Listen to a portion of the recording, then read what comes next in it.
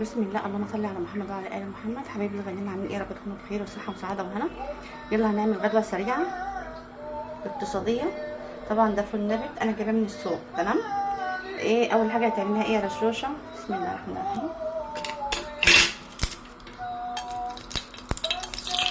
معايا ورق اللورا،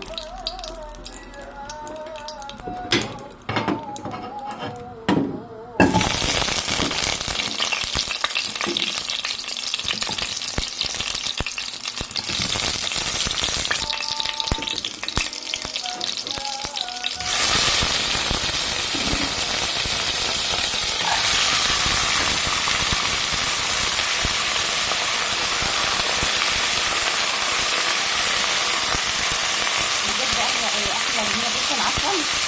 اكله سريعه وجميله جدا وهي الريحه بسم الله ما شاء الله. يعني بالنسبه لي احلى من اللحمه بسم الله ما شاء الله. هي التوابل شويه الميه وألف هنا احلى بروتين.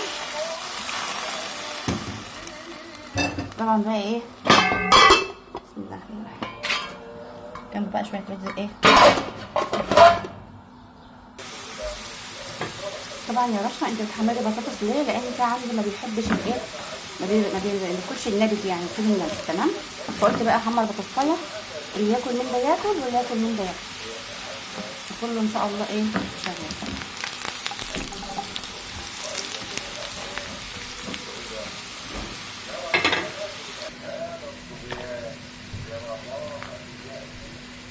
شايفين بقى الحلاوه والجمال بسم الله ما شاء الله.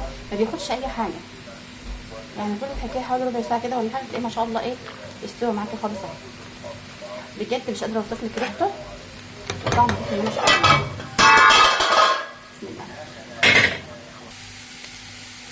شايفين بقى الجمال والحلاوه بسم الله ما شاء الله. كل الحكايه 15 جنيه فول نابت. طبعا الفول ده يا باشا عملتيه ازاي؟ نبتيه ولا عملت فيه ايه؟ لا انا اشتريته من السوق، هو كيلو 26، جبت نص كيلو ب 13، فقلت لها كملي ب 15. تمام عشان يفك. بسم الله ما شاء الله. شويه رز حبايه وحبايه. اول حاجه بتحمري شويه رز وبعد كده تنزلي عليه بالباقي. شويه سلطه وهنا شويه ايه بطاطس، لان في شيء ما بيرضاش ياكل الايه الناس. الف هنا وشفا على قلبكم. ما تنسوش الاشتراك واللياقات الحلوه. وصلوا بينا على نبينا في الكومنتات. في امان الله مع فيديو جديد ان شاء الله.